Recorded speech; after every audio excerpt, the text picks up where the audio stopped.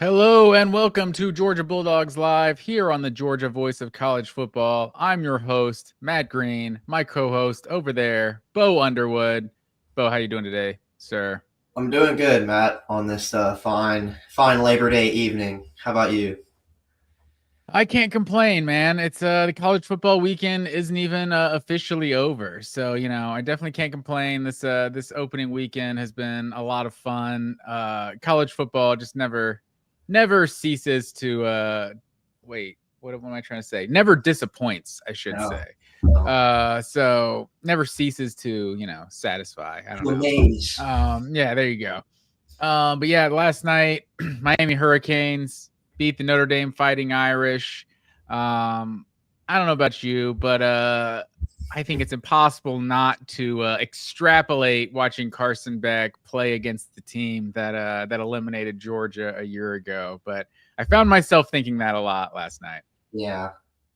Yeah, I definitely did too. I definitely either fairly or unfairly was like just kind of thinking about the Sugar Bowl and how, Stockton played versus how Beck was playing in that game. And I know it's completely different teams and Al Golden's not there anymore and they lost a ton of really great players on their defense, but yeah, it was very interesting that was his first game as a Miami Hurricane, wasn't it? The team that he couldn't play when he was injured against Georgia and they lost.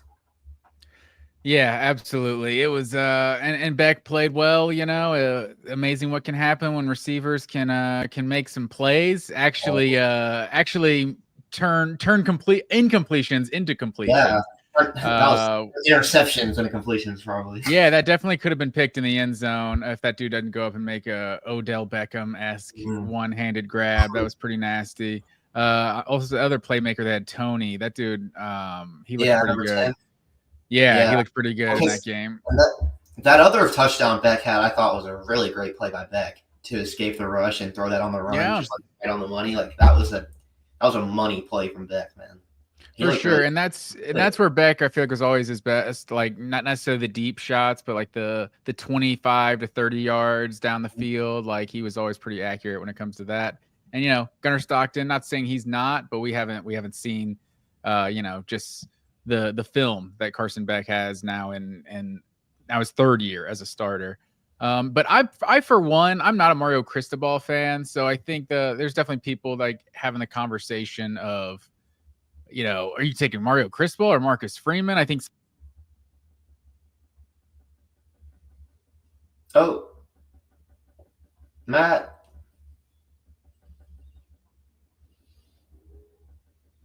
All right. Well, I'll continue that thought then because Matt's not on here yet.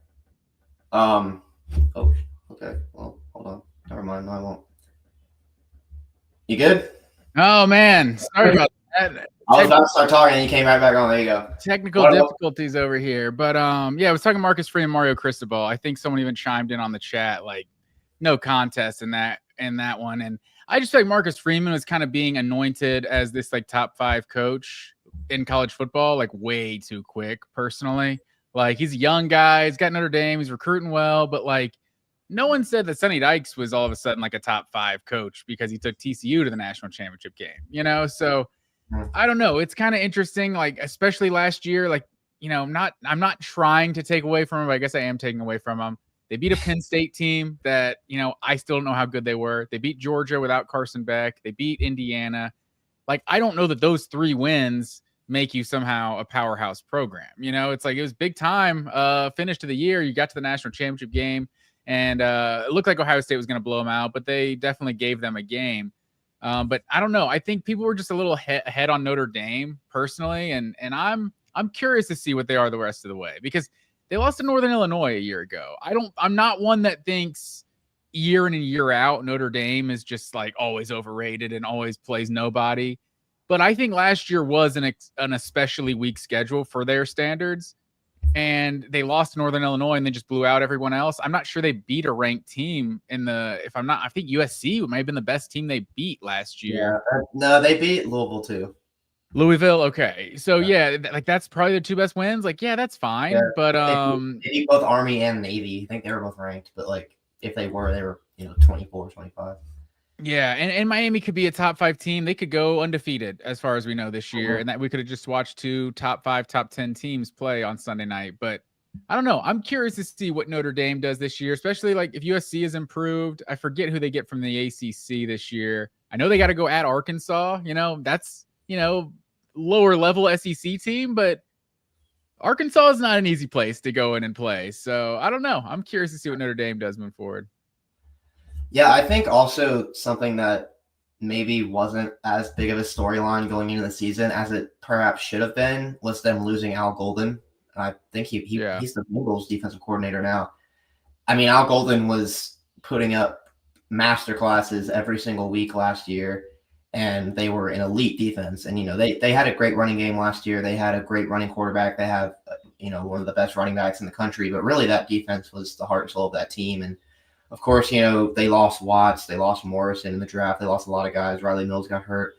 But I really think that my main takeaway from watching that Miami game, other than, wow, Carson Beck looks pretty good, was Al Golden is going to be a huge loss. And I don't know if I would go as far as you on the Marcus Freeman criticism. I still think Marcus Freeman is a pretty great coach. And as much as their playoff run last year, they weren't beating, the hardest teams in the country, but they played Ohio State and they played them pretty damn tough and they beat all the other teams. Yeah.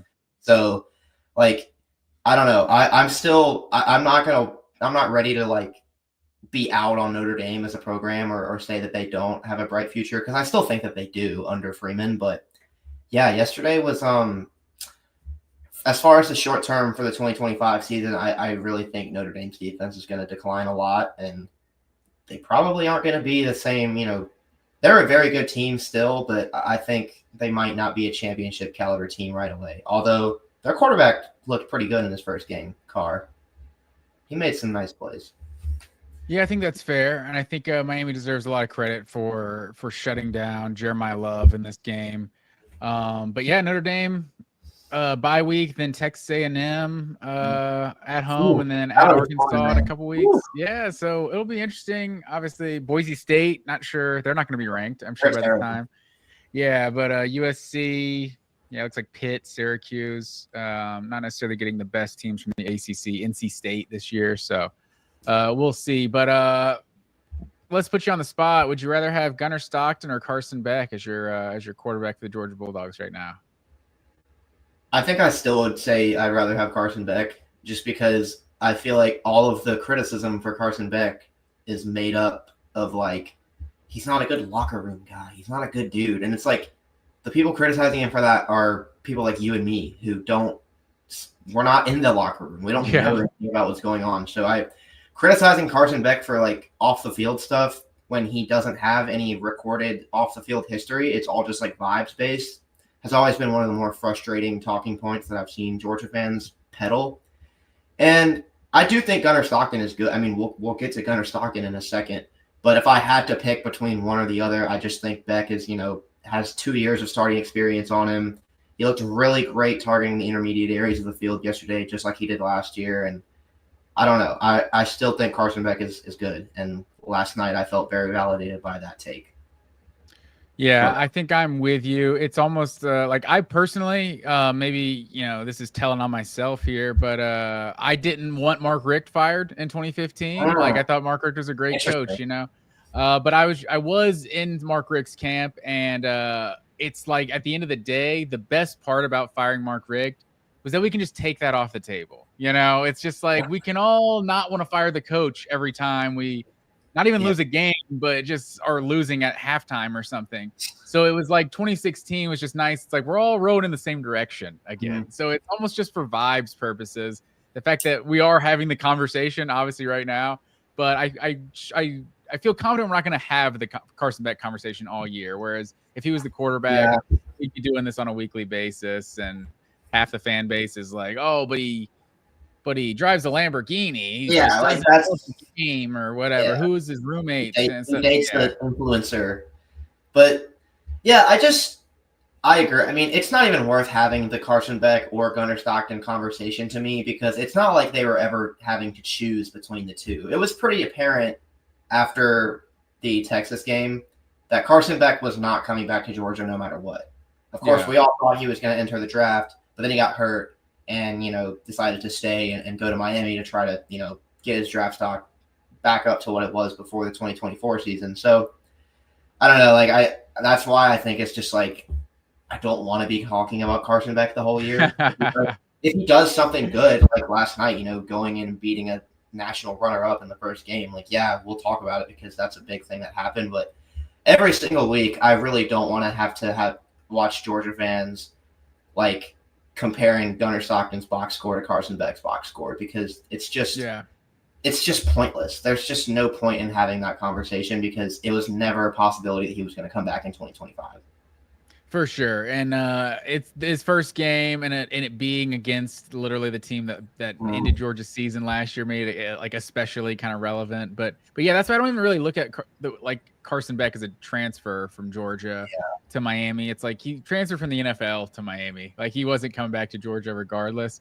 It would have been Jake Fromm level of poor decisions to leave early. That's for sure.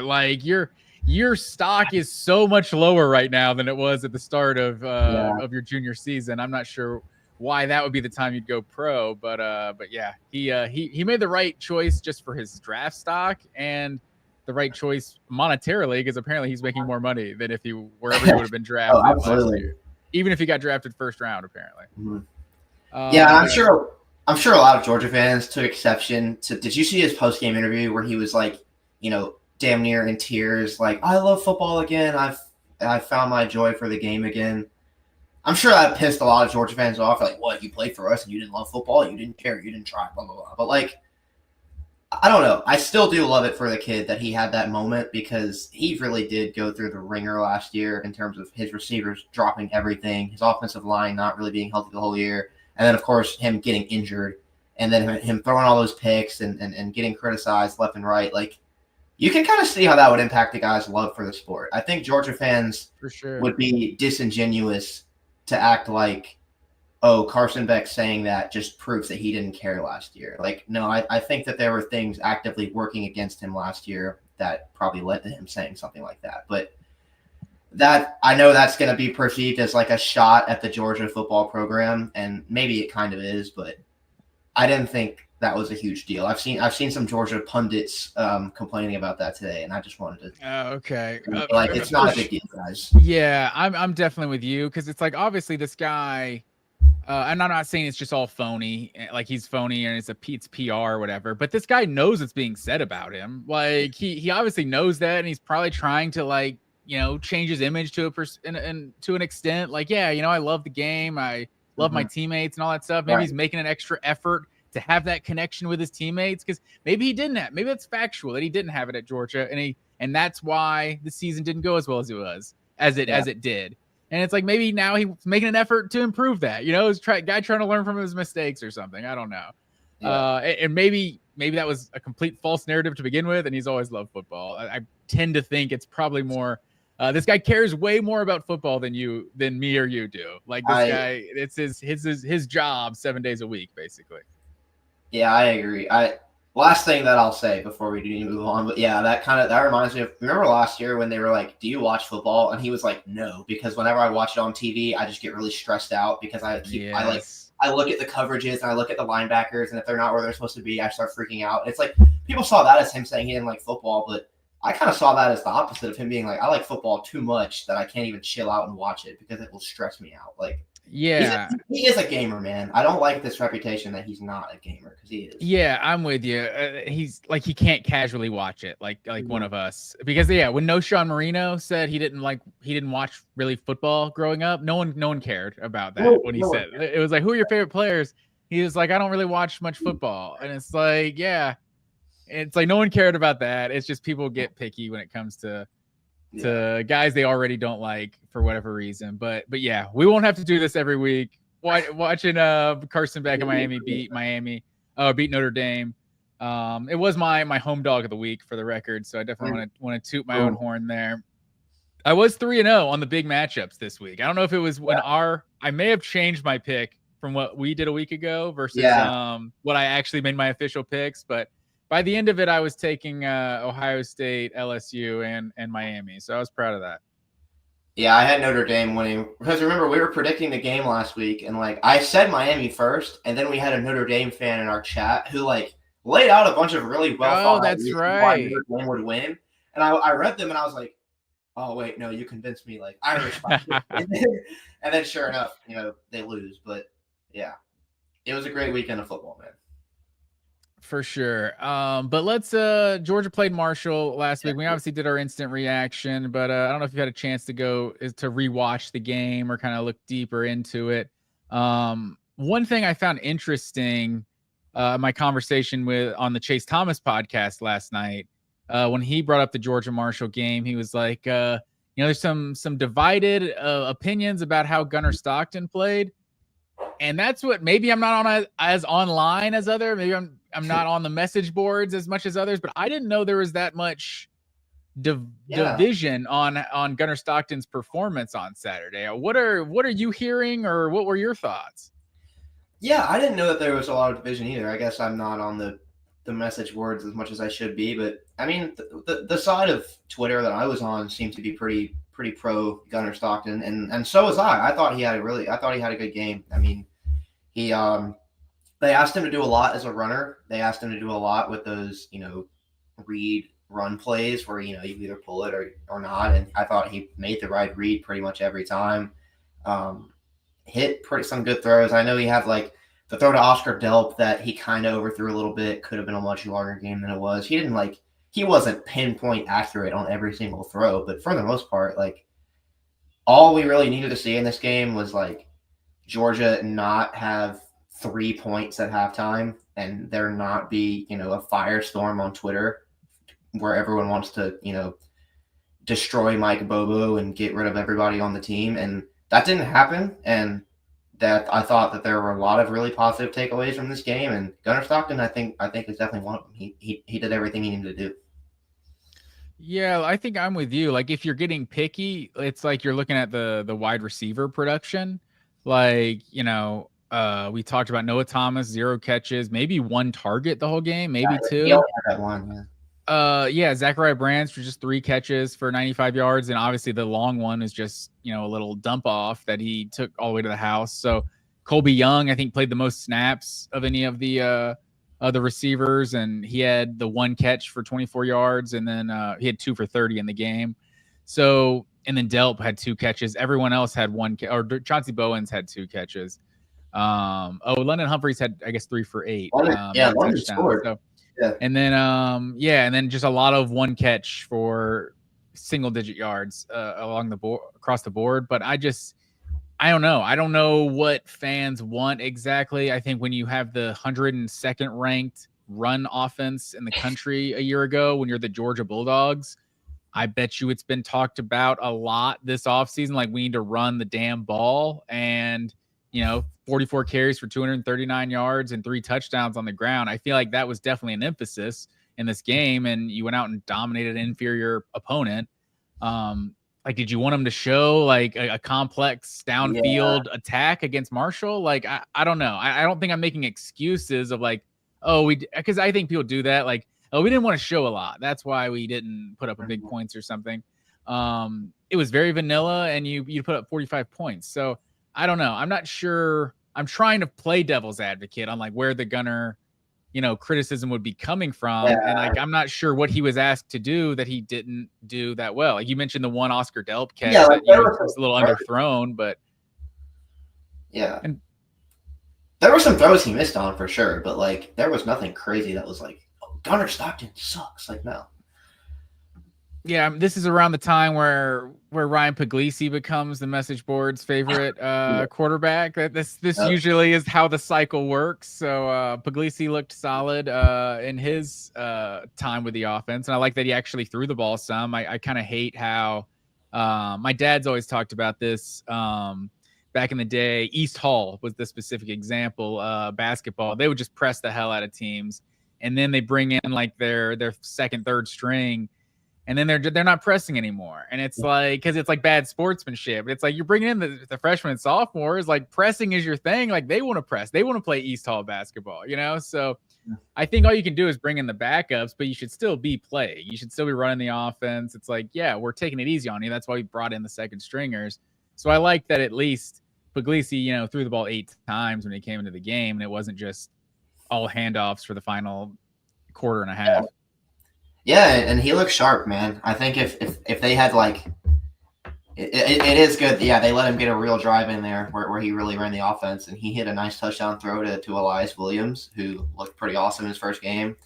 A lot of the back. There are so many interesting things I thought about just who played and who didn't. Like Ethan Barber got in the game a ton. You have Dwight Phillips Jr. Emerging in that game. Like it was, I really enjoyed seeing not just like the wide variety of players that they used in different situations, but like a lot of them were all pretty productive, man. Like it was pretty much the cupcake season opener game that I wanted to see. Jump out to a 21-0 lead. There was no slow start. There was no really frustrating first quarter or stupid turnover or anything. Like they just came in there and they took care of business, and that's what championship caliber teams do. So I thought they looked really good. Oh, something that I wanted to get your opinion on was when I went back and I looked at the game again today.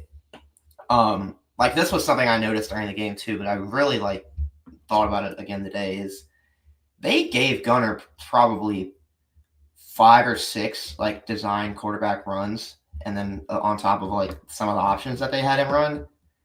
How much of that do you think he's actually how much of a runner do you think he will actually be used as during the season? Because in his real start against Notre Dame, he hardly ran the ball at all.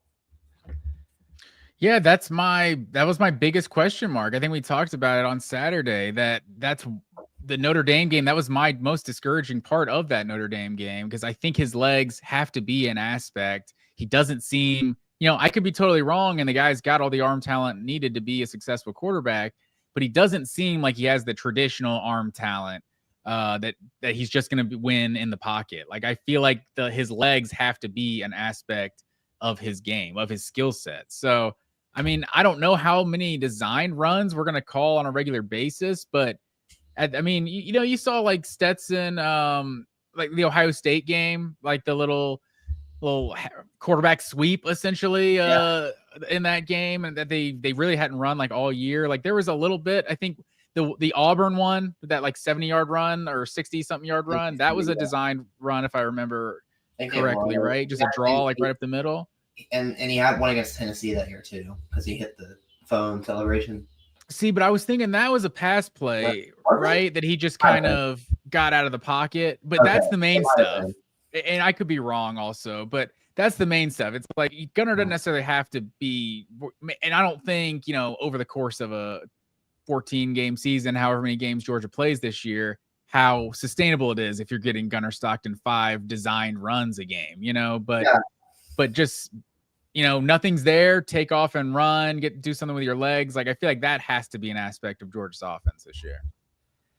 Yeah, I was happy with how much success he did have running the ball, because he looked really good doing it. Again, he made all the right reads on those plays, and finished runs pretty good. He was 2 rushing touchdowns and everything. It was great, but I just don't think I want to see Gunnar Stockton wind up as Georgia's leading rusher in a game for the rest of the season. I don't want that to be something that they have to rely on him for, because, they've been so public about how they're re-emphasizing the running game and they want to get these running backs involved. And that would be my one thing is I kind of hope that this is the most we see Gunnar get used as a runner all season. And them doing it in week 1 as much as they did, it's just them trying to, give other SEC teams something else to game plan for and be like, look, we can run this type of stuff with our quarterback when we want to, so you better be ready for it. But I just don't want, Gunnar Stockton is a super physical runner who doesn't care about contact. In fact, he embraces it. And that kind of scares me. And I really hope that that he takes care of himself and they take care of him. But yeah, I am with you that like if I have to choose between him not running the ball at all against Notre Dame or him running it as much as he did against Marshall, I kind of err on the side of like caution in the Notre Dame game. See, I don't know. This last game of the season can't hold back now, right? That's what Waterboy taught me. Well, yeah. I just meant overall, like, I just don't want that quarterback getting killed, man. No, I think that's fair, and you're probably not going to see him. That's one thing I was going to say to your comment was I wouldn't mind him if he led Georgia in rushing yards again this year. I don't want to see him leading us in carries. Oh, God, no. That's not ideal. But, you know, he breaks off a 50-yard run, has 85 yards rushing one game or something. Like, I'll take it. Yeah.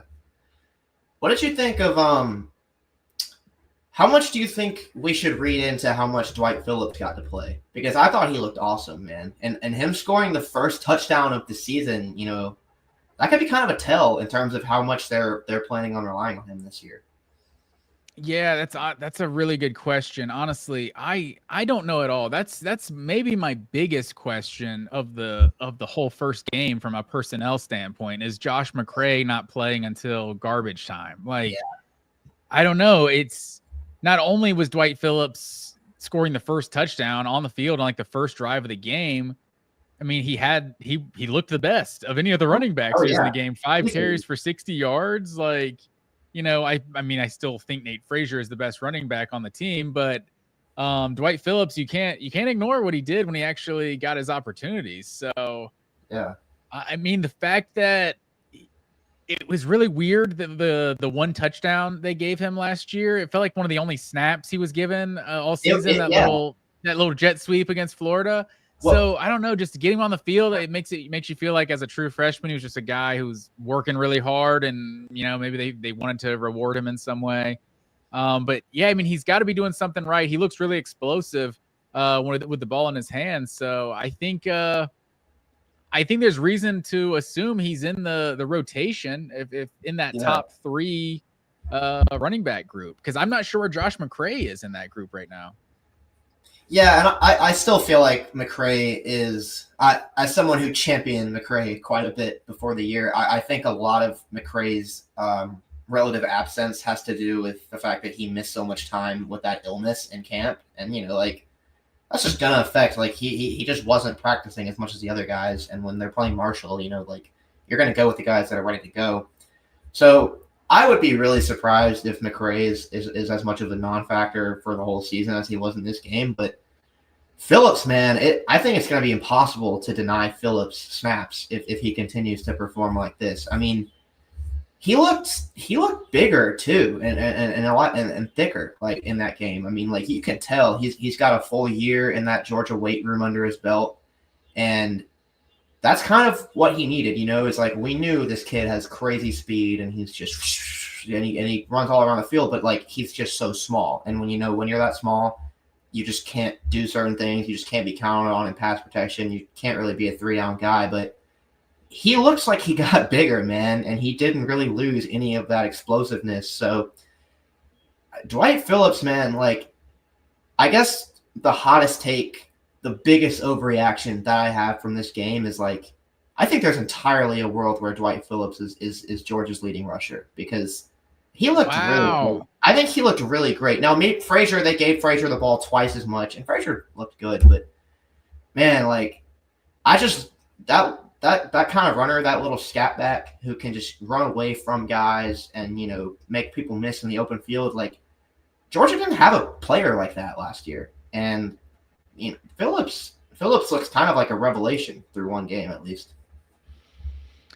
That's a hot take right there. I don't know if I'm ready to say Dwight Phillips is going to be Georgia's leading rusher or anything, but because I think you started to convince me at the first part of your statement, because I think with a game like Marshall, you can kind of like you can have your principled stance as a coach. It's like, oh, you know, if you don't practice, you don't play. This is how we do things around here, you know. And it's like, okay, you got to win a game. It's like get the best guy in there. So Marshall's like, you know, you've earned it in practice. We'll get you out there early, and maybe that is the opportunity to get him some carries because maybe you already know what Josh McCray can do because he's played against some Big Ten opponents. But Yeah, that I don't know. It obviously means something for him to look as good as he did, but I'm not ready to say he's leading Georgia in rushing or anything. I guess I'm just really hung up on the fact that he scored the first touchdown of the year. Like, maybe I'm just reading way too far into that, but I really think that that's a pretty big deal that he got the first one. Like, I think that says a lot about how much they are planning on using him this year, that he was in that early and he was producing that early. Do we have a list of who scored the first touchdown of the season the last few years? Let's go back to 2024. I don't know. Clemson, we didn't score a touchdown in that game. Chris Smith is the only one. Chris Smith. Chris Smith. It was signs of what was to come of Chris Smith that season. So you got one there. Oregon. Who would have been the Oregon game? Was it A.D. Mitchell that scored the first touchdown of that game?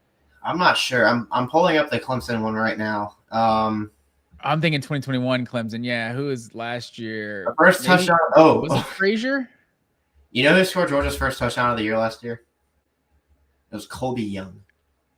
Colby Young. Okay, now that is a different set of circumstances. Colby Young's usage rate towards the rest of the season declined for a different reason, but yeah. That's true. Okay. And then I know McConkey had a touchdown early against Oregon. I know A.D. Mitchell had one. Oh, because McConkey had that crazy touchdown where Stetson scrambled. Okay, no. Here we go. I think the reverse was before. Oh yeah. It was McConkey. It was that play. It was the running play was the first. Okay, McConkey is clearly a big part of the 2022 season. So. Yeah, maybe you're onto something. If nothing else, 2021, maybe not the first touchdown, but it was Brock Bowers getting like the first 3 catches of the season or something. So you could be onto something. I might be able to read into it more when it's a big time opponent versus Marshall. But I had an Austin P nugget, but I'll save it because I actually had something similar to this. But I'll save it when we talk about Austin P.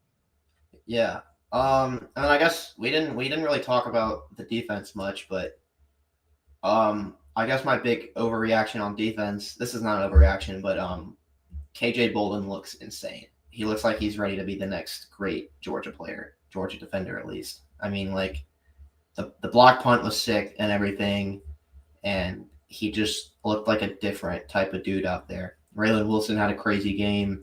Chris Cole had that TFL where he just freaking flew all the way down the field and blew the guy up. Like, they have some dogs on defense this year, man. I know it's Marshall, but yeah, out to you. Yeah, I do kind of regret not hyping up KJ Bolden more during this off season. Like, I feel like it light bulb did set off. Like when we were having that conversation a couple weeks ago, it was like, I feel like I was judging him based on Malachi Stark's freshman year. I was like, well, he wasn't as good as Malachi Stark, so he's not going to be. It's like, yeah, Malachi Starks, there's not many freshmen that are ever that good. So I think KJ Bolden is the real deal. I think what was so disappointing about last year's defense outside of the Texas games is just kind of the lack of havoc plays. Like Georgia, even when like there's been years like maybe a 2019, a 2020, where they're not getting the havoc plays, but like it's a total first world problems where they're still like just you're not running on them. You're just it's just kind of boring, and it's someone gets 4 yards on first and second down, and then it's 3rd and 6. It's an incomplete pass, and they get off the field. It's like it's almost boring stuff, and Georgia, and you kind of take it for granted because you want the sacks and you want the turnovers and all that. Seeing a blocked punt, it's not, a turnover per se or sack, but it's at least like a havoc type play that like your defense special teams is getting after it. That was nice to see. And also just they did essentially nothing offensively in this game. I mean, and end up with like 200 yards. And half of that is on like the final drive of the game or something in the what did they have? 84-yard touchdown drive in the fourth quarter. Like that's like half of their offense just about on that one drive. So yeah, already up 45-0. So yeah, I think the defense definitely deserves a lot of credit for just making it not interesting when Marshall had the ball, essentially. Which is not always easy to do because, I mean, last year like UMass ran it all over them, and so it is, you can't just always take with a grain of salt that like, yeah, this severely undermanned Marshall team that's getting paid to come here is of course they're not going to be able to run the ball. Well, like we've seen like Cupcakes run the ball against Georgia in the past. Yeah. Texas kind of did it too. So I think it is worth noting that like, they got stuffed in the run game. I thought Jordan Hall looked really good. Obviously, Christian Miller looked about as good as advertised. I mean, he's been crowned as the guy that's going to lead that IDL all year, and he definitely looked like it on Saturday. But Hall made a really nice play on like one of the first few snaps of the game. I think the interior defensive line is honestly maybe in a better place than I kind of thought it would be entering the season. But a lot of that is dependent on if Jordan Hall and Xavier McLeod can be healthy, which is just something that we will have to wait and see on. Yeah, and it's Marshall, so we can't learn that much from it, but it's like all you can do is dominate the team you're playing. And Marshall had 7 first half drives, 6 3-and-outs. It's like in the one that wasn't was I think 5 plays for 16 yards. Like, so maybe they got one first down and then punted it away. And then 4 plays 6 yards in the third quarter, another 3-and-out, 4 plays 13 yards. Like, they did not have a drive over 16 yards until the fourth quarter. Like so the defense definitely deserves a lot of credit. It's a lot of different bodies. So, I don't think there's one guy that really, stands out other than you mentioned Raylan Wilson. Raylan Wilson was definitely balling, and KJ Bolden, of course. But yeah, for Dalen Everett to not really hear much about him and then just not play, and you didn't really even notice Daniel Harris and Ellis Robinson. I don't know. I'm not an X's and O's guy. I'm not sure who graded out better between those two, but clearly Marshall wasn't making any plays in the pass game. Yeah, didn't hear either of their name for the whole game, that's what you want out of your corners. So, yeah, shoot, I was gonna say something about Raylan Wilson.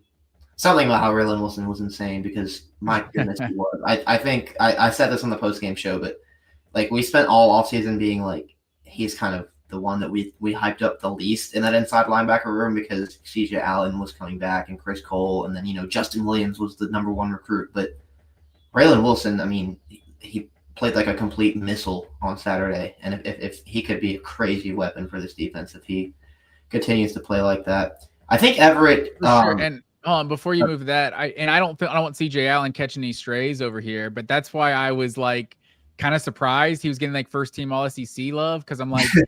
I'm not sure he's our best linebacker. Like maybe he is. I think it was like someone is filling out their first team ballot. And it's like, I don't know who's Georgia's most experienced linebacker. He's got to be one of the best in the NCAA, right?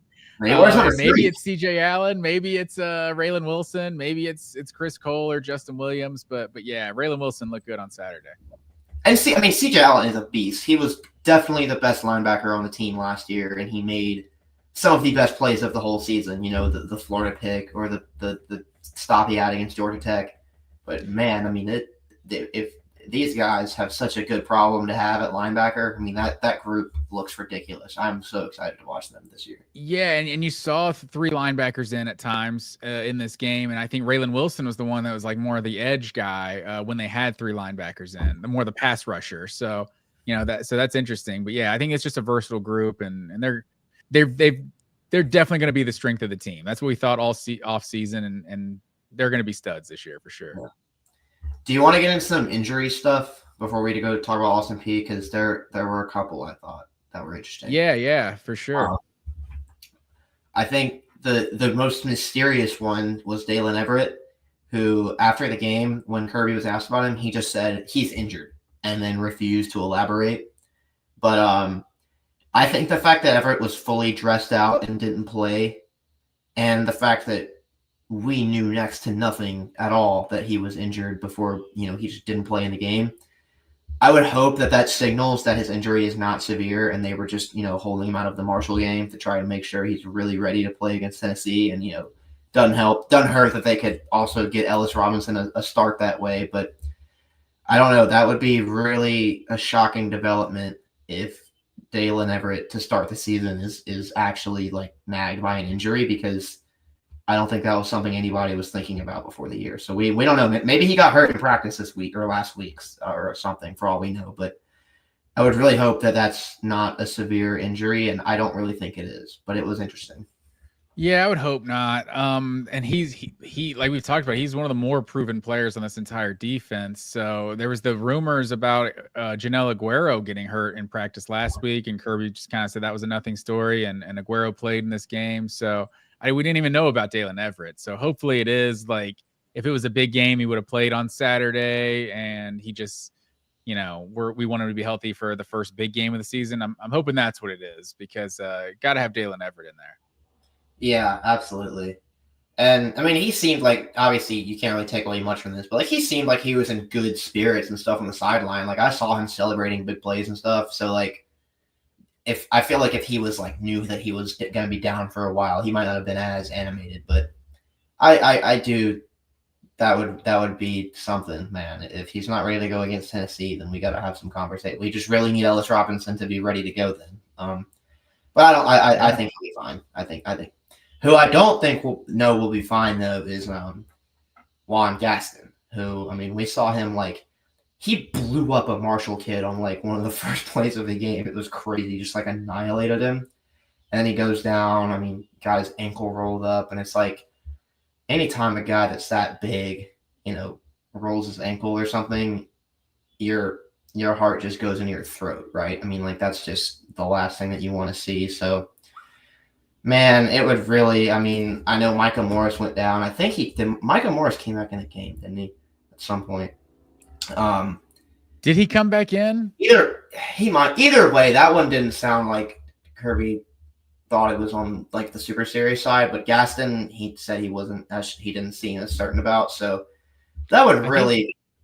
I think they said a surgery is not required, though, from what I've heard. Okay. So I don't know if that's rumors or if that's internet stuff or if that's been confirmed by Kirby. But from what I think people are saying, surgery isn't required. So does that mean he's still out 2 months? I don't know.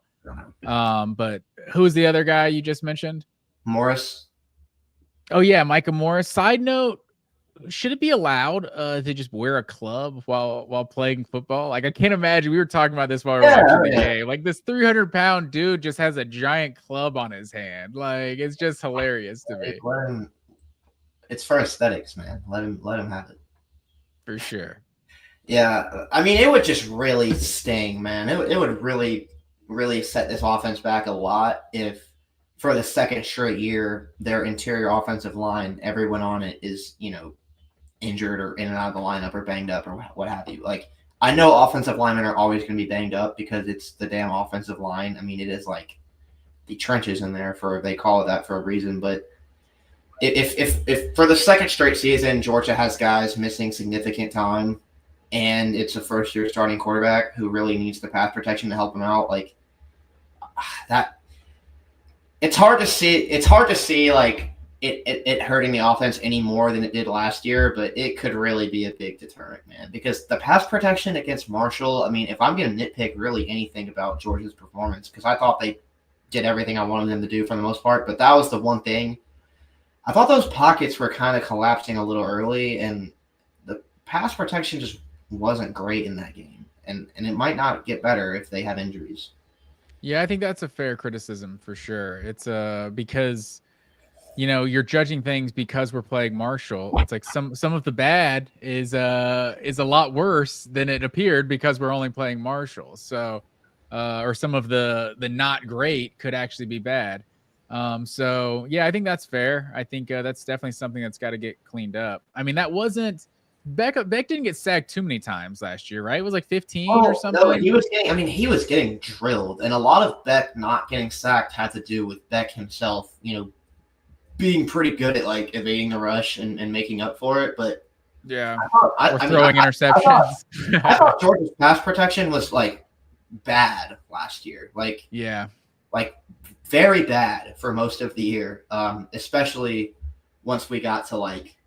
I mean, dude, do you remember the Kentucky game? It was really bad. Like, yeah, Ole Miss obviously was the worst, but I don't see it getting worse than that because it just it would be crazy if it was, and they would have to have even more injuries and stuff. But game one, you have 2 guys go down, your 2 starting guards. So that's just the last thing you want to see, man.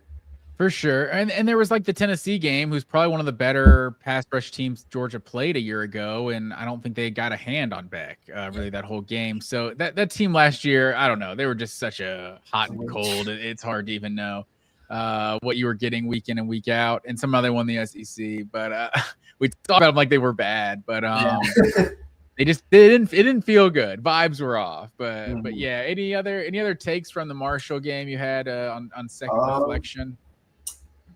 I think Zachariah Branch is that dude, man. I think he's everything that they said he was going to be. He caught the ball 3 times, 95 yards and a touchdown. Do that every week, dude. Like, I mean, all that explosiveness and that burst and everything that they said he had, it was there. I mean, it was there on the punt returns. It was there when he just took that little flare and all the way to the house. I mean, that dude looks like he's going to be a problem all year. I hope you're right. I obviously I don't think he's gonna be able to make plays like that against everyone else. You know, you're playing Marshall, you ever just outrun everyone on the field. This was my comparison. Let me be the Buzz Killington here. Let me get my graphic up on the screen as well. Zachariah Branch hate graphic. Oh, never mind. The Zachariah Branch hate, of course. I got the Austin P graphic up on here, and I'll read through this in a minute, but I want to start down there at the bottom. Previous matchups, 2018. Oh yeah, I remember that. 45-0 over Austin P. Do you remember one of the big takeaways from that 2018 game versus Austin P?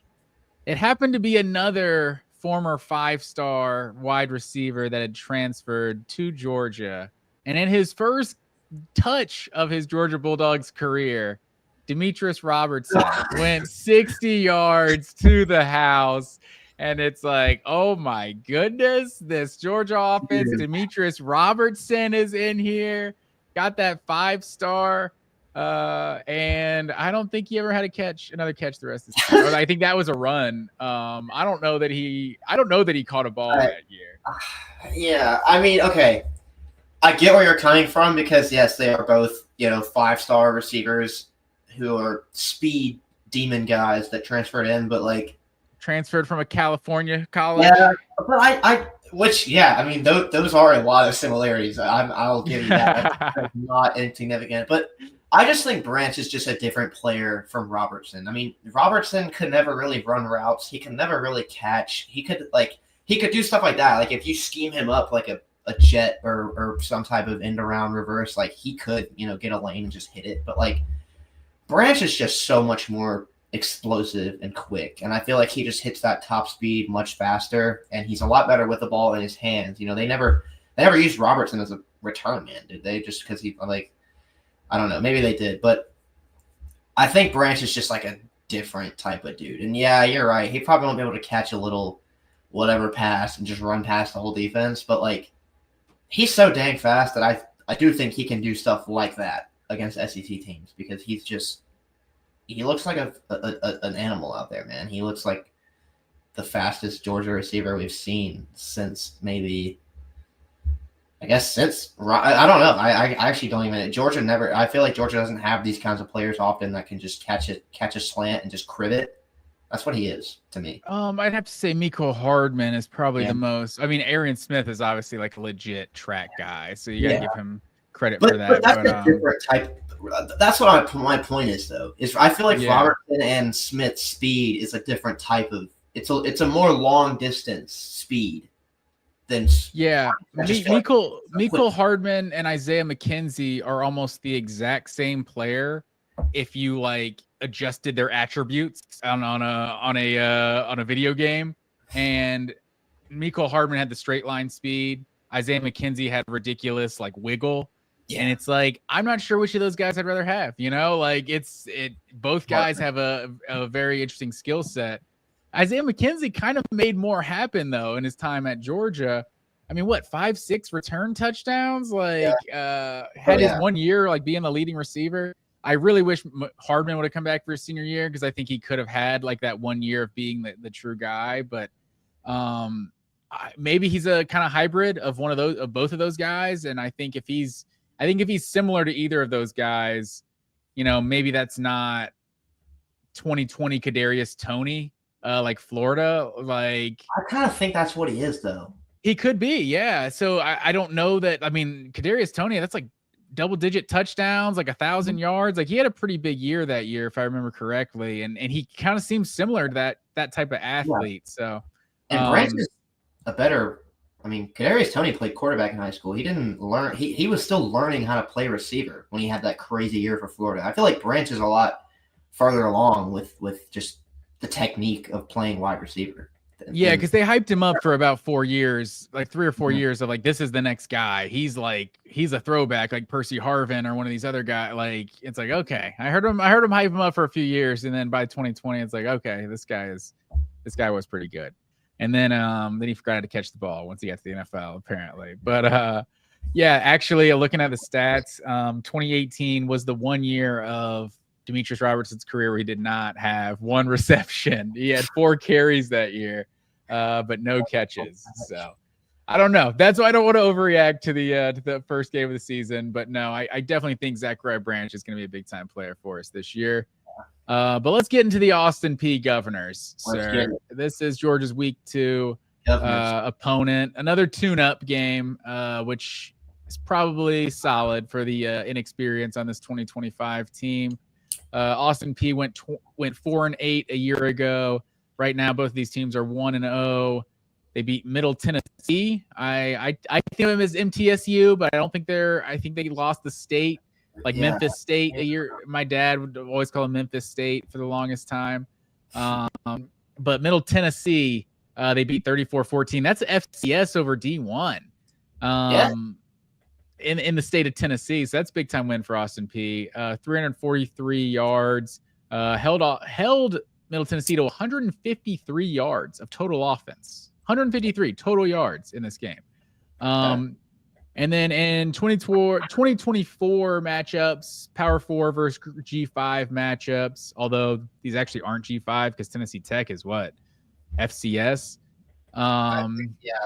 But in their one game against Power 4 competition, they lost to Louisville 62-0 last year. Georgia averaged their 2 wins over Tennessee Tech and UMass 53.5-12. So they won those games by 41 points a game. So doesn't bode well for the Governors coming in here. And then, like we said, the history of the 45-0 win when last time they came in 2018. What are your first thoughts about this game? It's obviously a team coming off of a pretty big week 1 victory that's going to be coming into this game feeling like they have a chance to win. And I think anytime that's the case, you just don't want to come out looking flat. So I'll probably say a lot of the same stuff that I said last week before the Marshall game because, I mean, to be in all honesty, this is a very similar situation to the Marshall game. It's an overmatched opponent coming into Sanford Stadium. But I think in these games, the most important thing to do is to try and start fast the best you can and don't let that other team, get any sense of hope or confidence that maybe they can pull off the stunner. And I thought Georgia did a great job of that last week. I mean, they jumped out to 21-28 nothing. I mean, like that in the first quarter and a half of the game or whatever. So that's what I would like to see again. I'd like to see them start fast. I'd like to see them run the ball early. I'd like to see a lot of their pass production come off of play action stuff and stuff that they can set up because of the run game. I thought that was something they did a good job of doing last week. And I guess week to week improvement, I'll say it again. I would like the pockets to look a lot cleaner in this game than they did against Marshall. Yeah, I think that's all fair. They had 5 sacks in their game against Middle Tennessee last week against the Blue Raiders. Yeah, I think it's hard to know what to talk about when it comes to these games. You just want to try to get out of there healthy. I'm not sure how much Georgia succeeded in that against Marshall because we're talking about a couple injuries. but like hopefully we're not talking about any that guys are going to miss significant time with. Maybe Juan Gaston sits this one out so he's ready by the time they play Tennessee, or at worst ready by the time they play Alabama. I don't know, but yeah, I really just want to get out there without injuries. I guess if we're being picky, I would like to see the wide receivers get more like downfield targets in this one, because just from a scrimmage kind of perspective, it's like, okay, you played Marshall, you went out in the run game, that's good. Now we're playing another scrimmage. Let's make sure the pass game is looking good. So I think we know that this receiver group is so much better than it was a year ago. But I really want to see Georgia, open up the offense and see some downfield passing. Yeah, it would definitely be nice to see what Noah Thomas can do also. I guess that would be a big like wish list item for this game. Is I'd like to see him record a catch, if he could, because I mean he's was a pretty big haul for them this offseason, I thought, and was expected to be a big part of the offense. But yeah, I think some more downfield passing and stuff might be cool to see. I know, again, it's these FCS games where you want to be vanilla on offense and not show anything, but let's let Gunner let a few deep balls rip for sure. That would be cool.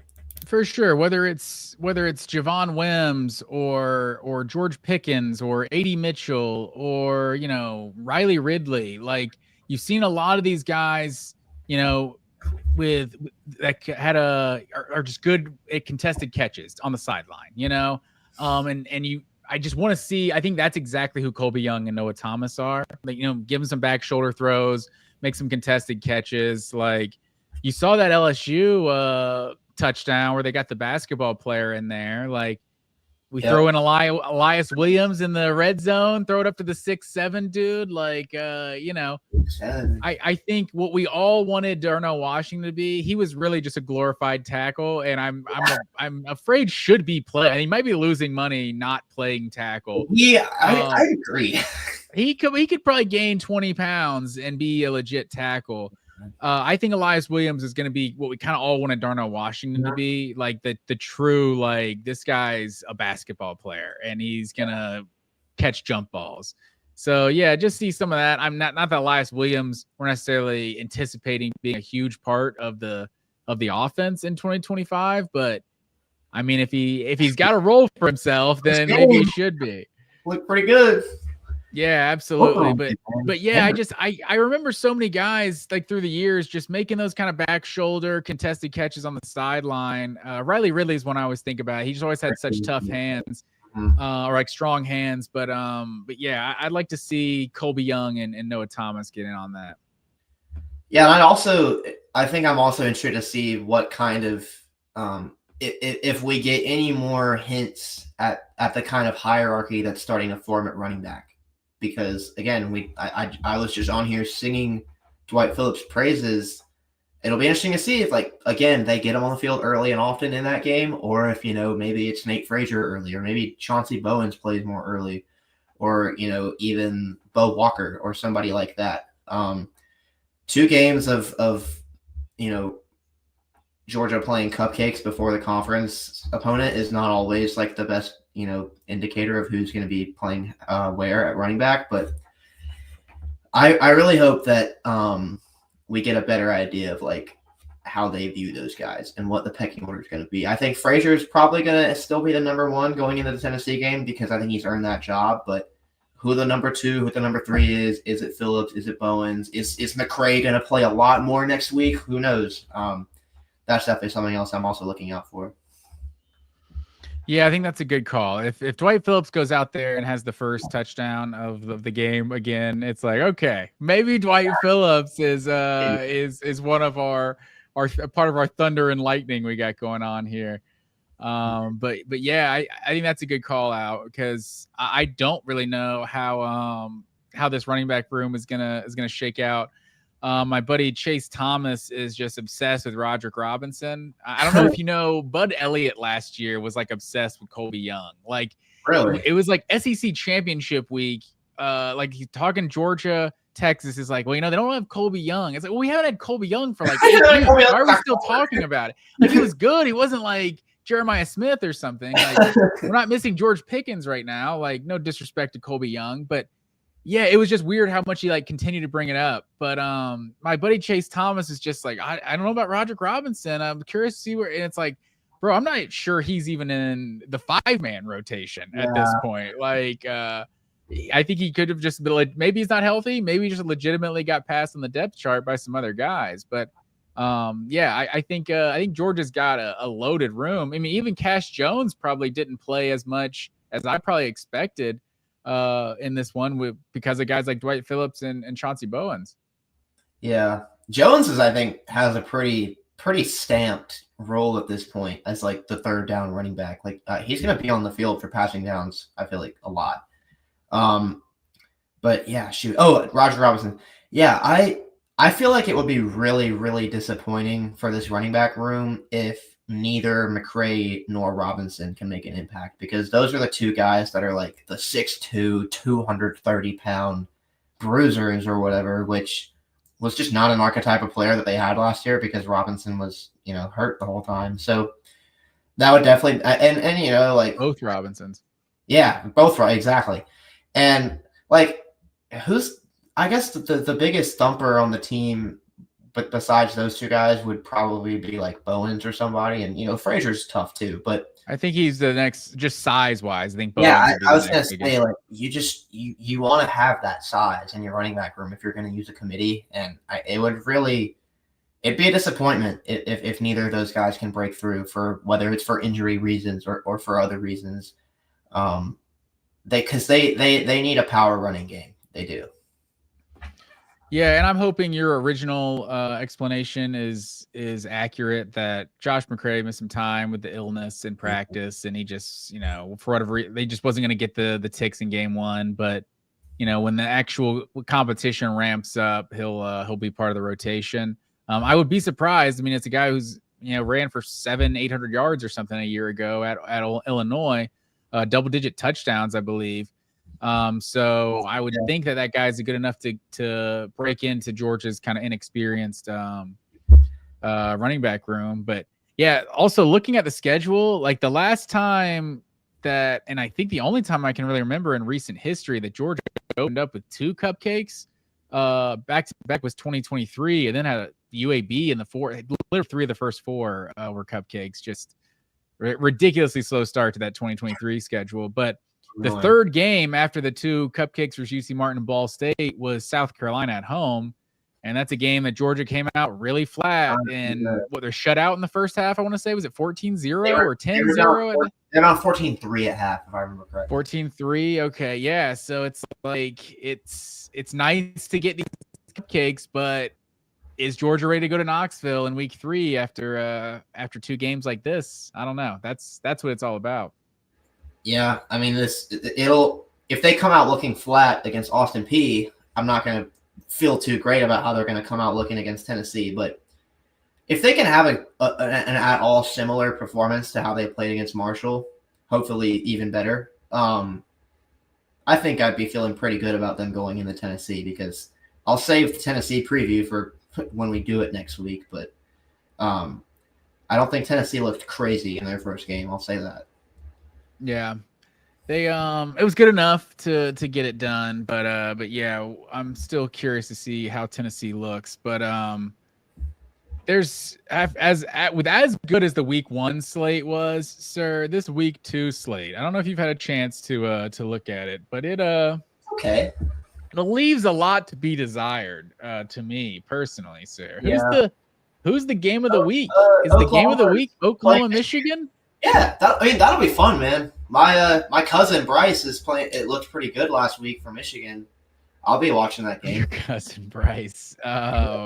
Yeah, I just realized it's kind of cool. Texas, Ohio State playing the same year as Michigan, Oklahoma. Just that is cool. They're switching rivals playing rivals. But yeah, I mean, that's the only matchup of ranked opponents this week, and those are 2 teams. What, Michigan 7-5 a year ago, or 8-5 after winning the bowl game, I want to say. Yeah. And Oklahoma finished 6-6, 7-6. Yeah. So I'm not 2 blue blood brands in the sport that we don't get very often. So it's fun from that perspective. But I think I don't know. I have no idea what to expect. What do you expect out of that game?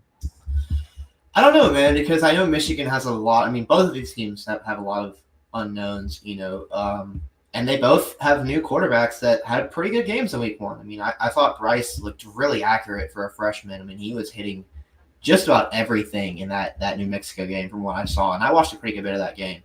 I thought John Mateer looked solid for Oklahoma. Obviously, like both of these teams played cupcakes week one, so it's tough to really judge it, just like what we've been trying to do about Georgia for the past hour. But I think this is going to be a physical game between two teams that have tough defenses that really, really, really, really, really want to throw the ball in 2025 better because they both were awful at it in last year. So whichever passing offense can take off first, I think is going to win the game. And do you want me to like make a pick now, or like are you or what?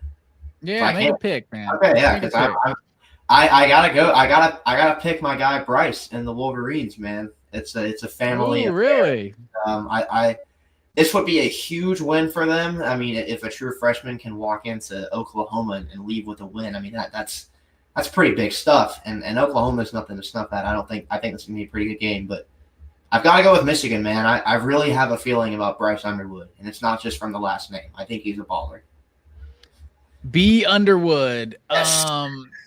I think I feel a lot about this game, not to the same level or anything, but I feel a lot about the same about this game as I did about Texas Ohio State. That a lot of unproven things on both teams. I think at the end of the day, I'm trusting the home team. I think I'm not this John Mateer for Heisman guy like some people are, and I should say there's people a lot smarter than me that are saying John Mateer could be a Heisman favorite. Some of those people that said that, Josh Pate, also had Alabama winning the national championship. So, people don't necessarily Alabama could still win the national championship, man. I guess that's fair. But yeah, I think I just kind of trust Oklahoma. It feels like Oklahoma needs it more. Not that Michigan doesn't need it, but Venables, another 6-6, 7-5 season. Venables is on the legit hot seat. Not that I'm blanking on Michigan coach's name. Sharon Moore. Not that he's necessarily got the safest seat or anything. He was part of the championship group, but it's you're not Jim Harbaugh. So a couple down seasons in a row. We'll see how long he lasts. But yeah, I think I'm leaning towards Oklahoma and John Mateer to get it done. 5.5. I don't know. Maybe they cover. Maybe they don't. But I'm just giving Oklahoma the win.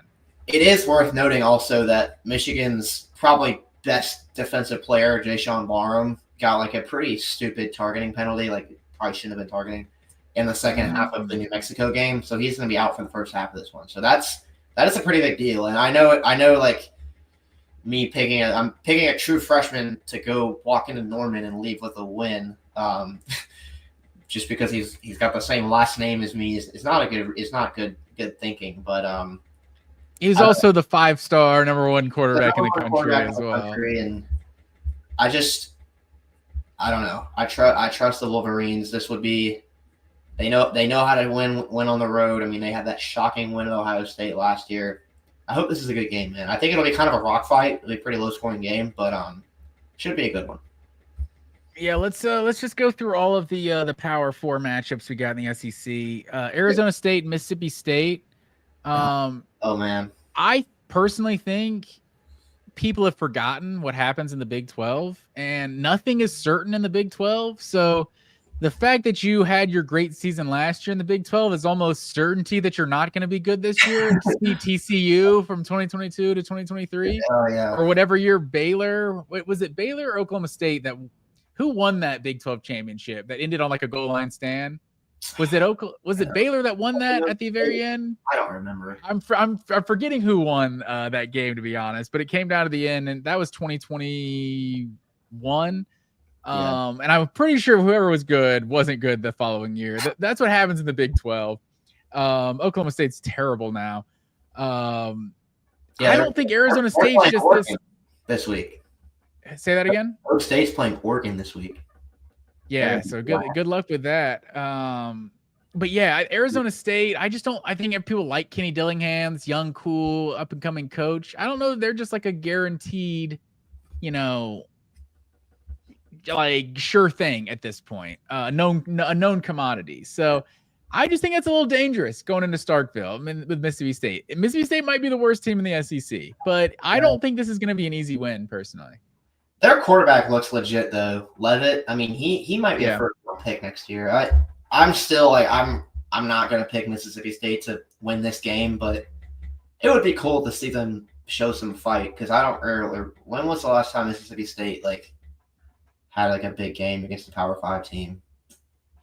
I mean, they weren't that bad with Mike Leach. Like they had some good teams with Mike Leach. Yeah, so it's like, and the Mullen years were good. It's like Mississippi State just feels like they've been irrelevant for a long time. A while ago, man. But that Mike Leach.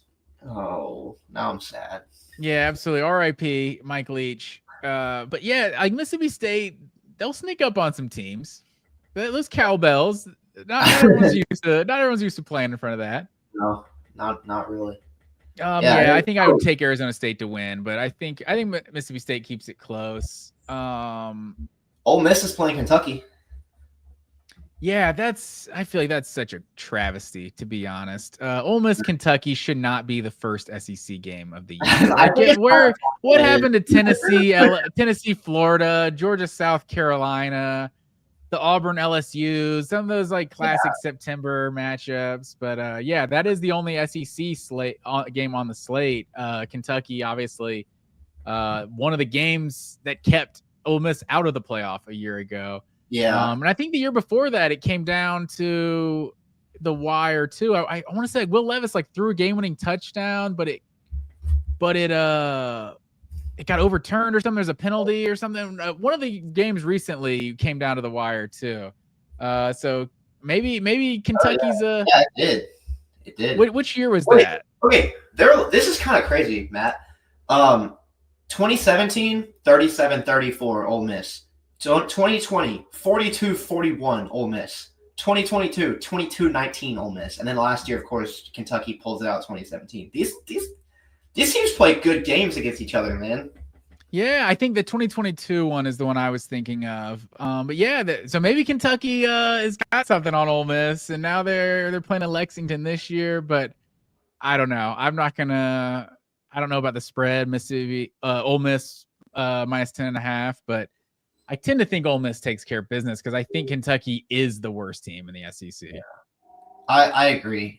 Kentucky is probably the worst team in the SEC, and I just think there's no way Kentucky or Ole Miss can lose to these guys 2 years in a row. I mean, that would just Kiffin has got to have them seeing red going into this game because it was such a bad loss for them last year. It's probably the biggest loss that kept them out of the playoff. I know they also lost that Florida game in pretty horrific fashion as well, but they've got to take care of business in this one, man. Maybe I know it's in Lexington and Kentucky's gonna be feeling good because they got the win last year, but from a talent perspective, I mean, Ole Miss should roll in this game, and if they don't, it's gonna be pretty concerning. Yeah, I think so. And I think I'd probably said the same thing last year. So, who knows what can happen. Good to see Missouri, Kansas is back on the schedule. Yeah. Was it the Border War? Is that what they call that one? Yeah, that's what that one is. That'd be fun. Do you remember 2007 Missouri versus Kansas? Kansas was number 2? Number 1 versus number 2, the final week of the season to decide the Big 12 North. Mm-hmm. That was a wild year. I don't have much. I know Kansas, that could be a tough one. Missouri's only favored by 6.5. I wouldn't be surprised if Kansas went into Missouri and won this one, but I'll take Missouri. Yeah, I'll go with the SEC school as well. Hopefully Missouri can bounce back because last year was a pretty disappointing year for them. Yeah, for sure. The only one that's left, sir, that I think is the trickiest game on this SEC slate. Watch out for those South Florida Bulls, sir. 34-7 over Boise State last week. I'm not picking them to upset Florida, but I was watching football with a Florida fan on Saturday, and from the horse's mouth, he said that 34-7 win over Boise State definitely concerned him a little bit. So South Florida's not Austin Peay. You know, they're not Marshall. They're a step above that, and they've obviously given some teams, some Power 4 teams, tough games in recent history. Alabama, were both games versus Alabama pretty close, I want to say? They did have a close game with Alabama. That's right. Yeah. Because the one was just awful. The one where Milroe got benched, and they won like 10-3 or 14-3. That was, oh my God, that was terrible. But I think last year it was like 13-14 in the fourth quarter or something. Alabama scored like 28 points in the fourth quarter, if I'm remembering correctly, and like made it look like it wasn't close. But hey, we all saw it. We all saw how close it was for like 3 quarters. But yeah, South Florida versus the Gators. I don't know. I wouldn't feel great about Florida covering 17.5. Yeah, we don't really know how good Florida actually is yet because they played a Long Island team that has like 40 players on the roster week 1. But yeah, I'll join in. I'll take South Florida against the spread in that one. I mean, they do have a history of playing these teams tough. It's an in-state game. They're going to be fired up, you know. Like, yeah, they're going to be feeling emboldened. They got a huge win over Boise State. Now, that might just have a lot to do with the fact that Boise State is pretty terrible this year and doesn't have the best running back in the country anymore. But yeah, against the spread, give me the Bulls. Yeah, a bunch of in-state quote unquote rivalries. We got LSU, Louisiana Tech, South Carolina State, Arkansas State, Florida, South Florida, Tennessee versus East Tennessee State. I wouldn't mind Georgia playing the Georgia schools a little more often. I was going to say Kennesaw's, Mercer, Georgia State. Georgia deliberately doesn't schedule those schools for whatever reason. I've told this story on here before, but I had an old boss who he works for Marietta Daily Journal, so they cover Kennesaw State. And he told me one time, Brian Bohannon, a longtime KSU coach, you know, they used to run the triple option all the time. So Kirby's first or second year in Georgia, they had to prepare for Tech. And Kirby called Bohannon and was like, you know, do you have anything on how to defend the triple option, like any tips or anything I could use? And Bohannon was like, yeah, I'll tell you, but you just have to schedule us. And Kirby was like, oh, no, and he hung up the phone or whatever. So, like, I don't know.